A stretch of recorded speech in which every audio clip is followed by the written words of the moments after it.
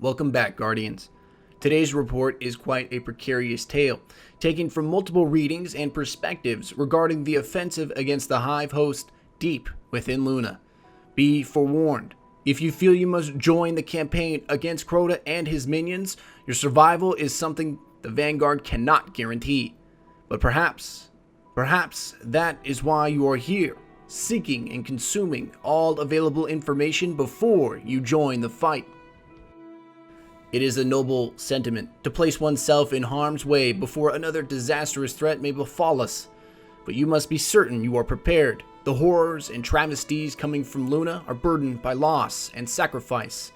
Such stories come directly from lone survivors, mainly that of Eris Morn and a few otherwise lucky Guardians. Undoubtedly, their escape and ability to cheat death has been guided by the light.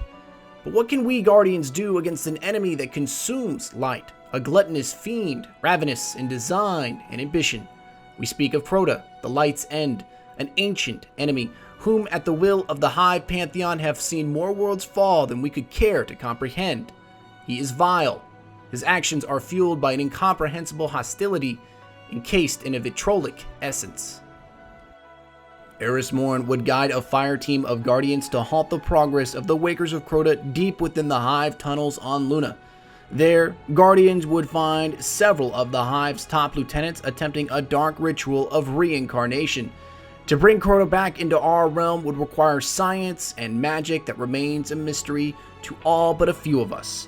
Toland the Shattered and perhaps Osiris had the knowledge of the Hive rites that we seek. Unfortunately, they remain out of our grasp.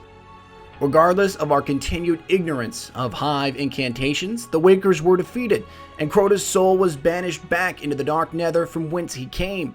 The city, and even portions of the Vanguard, believed it would end there. The threat of Crota passed into another chapter of the city's long and bewildered history. But Eris would warn of a second coming, more successful than the first, a threat that must be ended in our realm.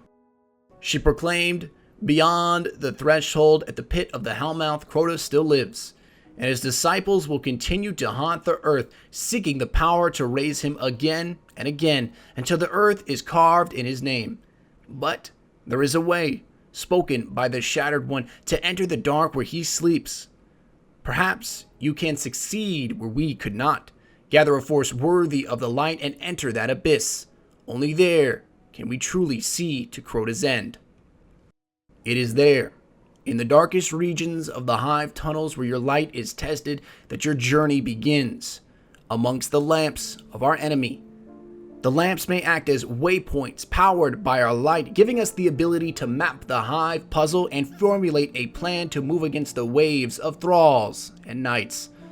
Reports are written and recorded as if the writers were rushed, frantic, and shocked, describing only a horde of enemies in pursuit and a dim light to guide them.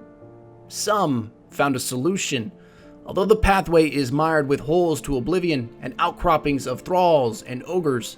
The way remains possible to brave, should you require it. Follow the light, Guardians. It is your seeker and your hope manifested into an unseen will. It will guide you when logic will not.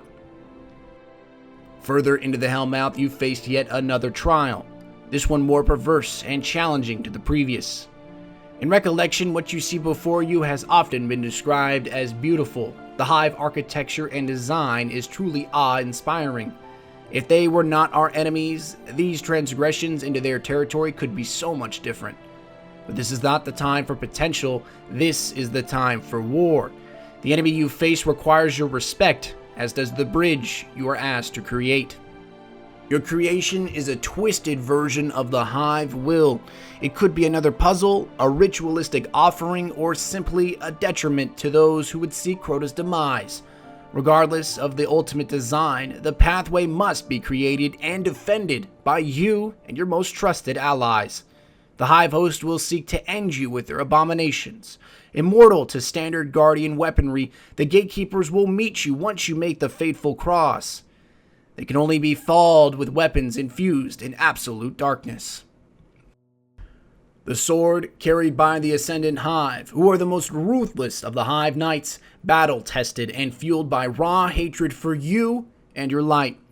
They are proclaimed as sword bearers, as if such a title held honor. It holds only death, as Toland would tell us. A shredder or a boomer is a powerful weapon, but it kills acyclically, you see. It sends out harm and it takes nothing back. The bolt passes away into nothing. A sword, though. A sword is like a bridge, a crossing point. The sword binds wielder to victim. It binds life to death. And when the binding is done, the sword remembers. When the boomer's fire has burnt away into axion and neutrino scatter, the sword goes on, hungrier and sharper. Understand that this nightmare logic underpins his nightmare world, and you will see why the Ascendant Blade has so much power there. Whenever in our passage we find ourselves in need of power, remember that the greatest authority here is a blade made keen by eons of use. This is the world the Hive carves, a universe creased by the edge of the sharpest sword. Your offering to the Hive gatekeepers is eternal peace, an end to their torment of the light at the hands of their own weapons. In front of you stands a creation placed outside the laws of our reality, an enemy that is neither alive nor dead, simply a being of motion and matter that cowers and shrieks at your presence. Reports from this point forward are difficult to receive. They are scattered and scarce, as the Death Singer has claimed many, and will continue to annihilate Guardians unless those worthy of the light's embrace can best such an enemy. The Song of Ir-Yut, the Death Singer, remains a great mystery, even to the greatest of all Hive knowledge, Toland the Shattered. Toland would reach into the abyss only to find himself pulled deeper into a sea of unknowable intricacies. Perhaps they know of a way to make themselves part of the song, part of something vast and burning that rots and peels into ash but never ever ends. Perhaps she has engineered this for him and pinned his power up against the quiddity of death itself. The orchestra of death will cut into your ears and attempt to relieve you of what you hold most dear. Do not allow this transgression to go unnoticed. Although Ir-Yut surrounds herself with hundreds of the Hive's greatest warriors, marked in darkened yellow and ash, conventional weapons of light and hellfire can see to her end. Make it so, Guardian. She has spun a song of death and pestilence that has lasted an age. It is time to remove her from our realm, as you and others have done with so many Hive lieutenants. Time is short, however. As reported by survivors, once the song begins, it will only finish with your death or her obliteration. It must be the latter, as we have lost too many in this campaign against Crota already. If your battle against the seamstress is true, with the light at your back and your allies well, what awaits you is the second coming of Crota. Before Crota is an altar. Placed upon this foul notion of holiness is a chalice filled to the brim of light. It is the light exfoliated from fallen guardians, stolen through torturous and agonizing treatment.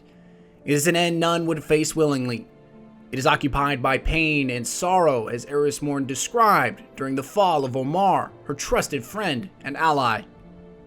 Among a sea of cocoons and surrounded by thousands more freshly spawned hordes, the heart held Omar's broken body in a vice of bone and pain. She was peeling the light from his body. How? I can't imagine, and I have tried. Tendrils of luminous tore away like flesh. With every strand, Omar's scream cut the dark and is met with chattering chorus from the unborn. I can't say if they were feeding off the light itself or the pain, but my guess is both. Somehow, both. Crota wishes to drink from this chalice. It is light in the purest form, and perhaps once consumed, it will give Crota the ability to step fully into our realm. When you stand upon the crystal and summon Crota, you call forth but a shadow. Some would say his actual soul, others would say a spiritual shell. Regardless of these variations, the threat you face is now challenging you, daring you to step out into the darkness and lock yourself into battle. Use the chalice, as the very presence of Crota is said to stop your ability to regenerate your will. His summoning is calling your light. Crota may be invincible in his own realm, but here, in ours, he is mortal to weapons of his own host's creation, perhaps born of ignorance, or the ideal that no enemy would ever be able to better him. This mistake is something you must take full advantage of. Do not allow Crota to summon the magics of his oversoul, for it will undoubtedly doom you. Do not allow Crota's lieutenants to distract you from your goal. You must banish Crota back and destroy the gateway between our world and theirs. But a report from my core array suggests that Crota is merely one lord among a sea of others. The epithet Son of Oryx is an ambiguous translation, often disputed. At this time, no direct action by hive entities of more expansive power has ever been observed. Those who trade in hive lore bicker over the exact positioning of Crota. Is his world the apex of hive power, or is it the youngest and most accessible of a string of netherworlds, each host to a more terrible hive arch-entity? Crota must fall, and it must be by your hands, Guardians. Do not allow fear of the darkness to stand against you. Do not falter when the light may forsake you. Look to your allies, your trusted comrades, and have that brotherhood carry your day to victory. Our hopes and aspirations are imprinted upon you. Thousands have fallen to Crota for the ideal that one day we may be free from these enemies, free to live, free to prosper. To the hive and Crota, you are a morsel, a simple meal, as your light is the sweetest taste they can savor. You will not allow this. You are not a puppet of fate, and the hive history placed upon so many other worlds is not yours. This is not your end, it is his. You must act out in vehemence and forsake your enemies in the presence of an unwavering light. You will not fall, you will not falter, and you will not be abandoned. And when you return victorious, the mantle of Paragon shall be placed upon you, not out of pride or arrogance, but out of the lives you have provided and safeguarded from an indomitable threat. Have faith, Guardians. The light is always with you.